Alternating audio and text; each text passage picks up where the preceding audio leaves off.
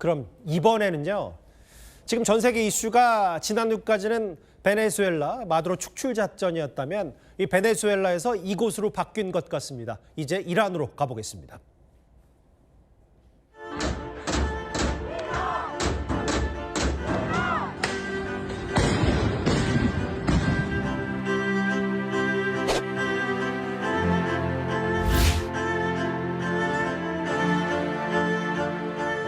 Looking at it very seriously. The military is looking at it, and we're looking at some very strong options. We'll make a determination.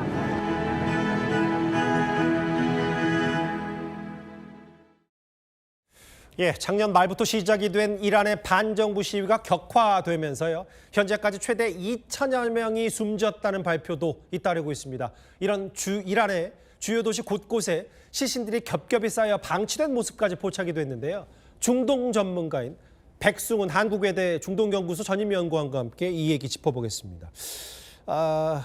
백 연구원님, 이게 실제로 SNS에 많은 영상들이 떠다녀서 정말 최대 2,000명이 숨졌다든지 아예 시위대 얼굴에 조진 사격까지 했다는 말도 있는데 현장 상황을 저희가 여기서 어느 정도 가늠해 볼 수 있어요? 피해자 수에 관한 것은 좀 저희가 조심히 봐야 될 부분이 분명히 있습니다. 왜냐하면 예. 교차 검증이 안 된 그 자료들이거든요. 예. 물론 AP나 로이터 통신에서 소위 말해서 인권 활동가 뉴스 에이전시라고 하는 것을 인용해서 지금 얘기를 하고 있는데 인권단체에서 했던 자료를 인용해서 하고 있는데 지금 한 539명이 사망하고 1,600명이 구금되었다라고 얘기를 하고 있죠. 근데 또 다른 인권단체 노르웨이에 있는 그 이란 인권이라고 하는 이란 휴먼 라이츠라고 하는 단체에서는 처음에는 192명이 죽었다라고 이야기를 했다가 60시간 그 소위 말해서 이란이 통신을 차단하고 인터넷을 차단한 이후에는 2,000명의 사망자가 나왔다라고 얘기를 하고 있어서 물론 지금 대규모 시위가 되고 있고 이란도 강경 대응을 통해서 많은 희생자가 나오고 있지만 그 희생자의 숫자에 대해서는 우리가 좀 조심해서 보도해야 될 필요가 있을 것 같습니다. 근데 그렇죠. 그 산탄창을 쏜 거는 사실인 것 같습니다. 이거는 국제 엠네스티에서 이런 산탄총을 썼다라고 하는 그리고 그의 피해 보도를 많이 하고 있고요. 실제 이런 그 이란 장국에서도 실탄을 사용해라라고 이렇게 이야기를 하고 그렇게 진압을 하고 있어서 알겠습니다. 지금 피해자가 늘어나고 있는 것은 사실입니다. 시신이 쌓여 있다라는 얘기 말고도 저는 사실 오늘 어떤 이란 관련 보도 중에 제일 눈길이 갔고 좀 충격적이었던 게 아예 병원에 영안실에 250명이 숨졌다는 저 얘기와 또 하나가 있는데 뭐냐면 최고 지도자잖아요. 이란에서는 이제 경배 대상인 하메네이 사진을 이란의 여성들이 불태우면서 흡연을 한다. 이게 금기를 깬 거다. 이 정도면 이란의 지금 국가가 좀 마비 사태 아니냐 이런 얘기까지 있어서요.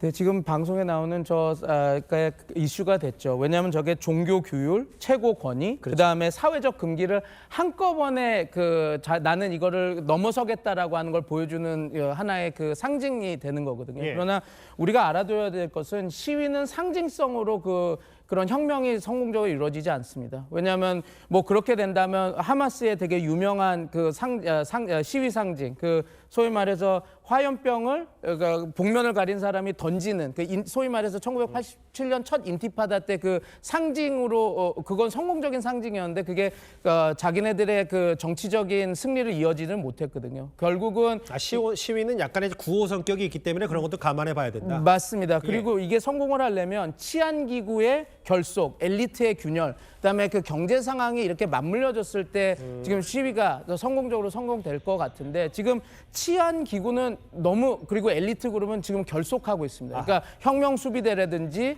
아니면 성직자 그룹이라든지 바시지라든지 아니면 거기 있는 기득권 세력은 지금 결집을 했거든요. 혁명 수비대는 사실 지금 시위대에게 총구를 겨누고 있는 거잖아요. 맞습니다. 그래서 그렇게 결집을 하고 있어서 지금 한 가지 유일하게 지금 체제 위협을 가하는 지금 사건은 경제거든요. 경제인데 과연 이 경제 위협 하나만으로 소위 말해서 이 혁명이 지금 시민들의 이게 소요 사태가 정권 교체로 일어날 수 있을까는 저희가 조금 지켜봐야 될 것 같습니다. 그게 경제 얘기를 하셨으니까 경제가 얼마나 이란 내수 경제가 처참하길래 이번 반정부 시위가 미국의 제재 때문이라는데 미국 지금 이란 내부 사정이 어때요? 지금 경제가? 지금 엄청나게 안 좋아 있죠.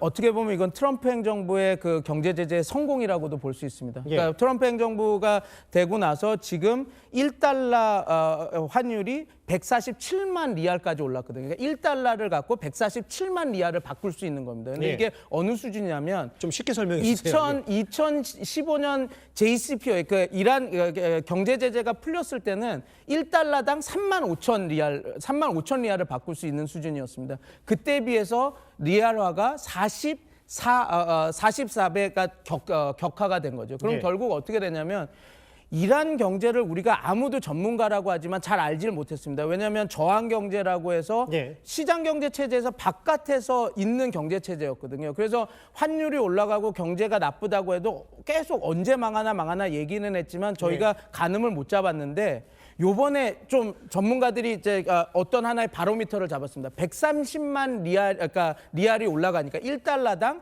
130만 리알로 가는 환율이 이렇게 되니까 경제가 돌아가지가 않는 겁니다. 그렇죠. 왜냐하면 그 물건을 갖다가 팔아야 되는데 그래서 지금 요번 시위의 시작도 처음에 시민들이 시위를 한 것이 아니라 소위 말해서 상인 세력들이 더 이상 우리가 장사를 못한다, 물건을 할 수가 없다라고 해서 폐업을 하면서 이렇게 시작이 된 거라서 지금 경제 상황이 상당히 나쁘다고 볼 수가 있는 거죠. 마지막 질문을 드릴게요. 왜냐하면 지금 인터넷이 차단돼 있고 국제 전화도 끊겨 있는데 트럼프 대통령이 뭔가 이걸 복구시켜 줄 것 같은 얘기를 하면서 마치 이란에 개입을 하겠다 혹은 전쟁 얘기 뭐 이런 것도 하는데 트럼프 대통령의 추가 조치, 뭐 엄포 이런 걸 어떻게 전망하세요?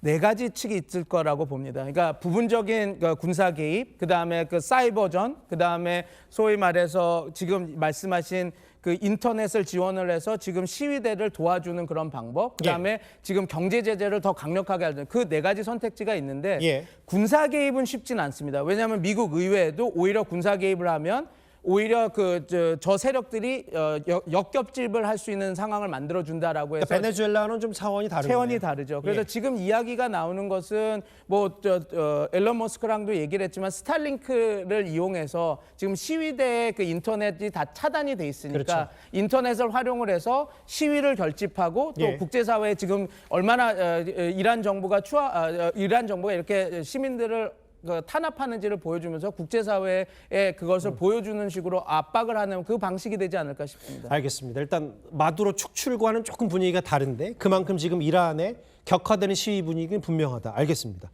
백승훈 중동연구소 전임연구원과 함께 지금 이란의 피해 이란 사태를 하나하나 점검해 봤습니다.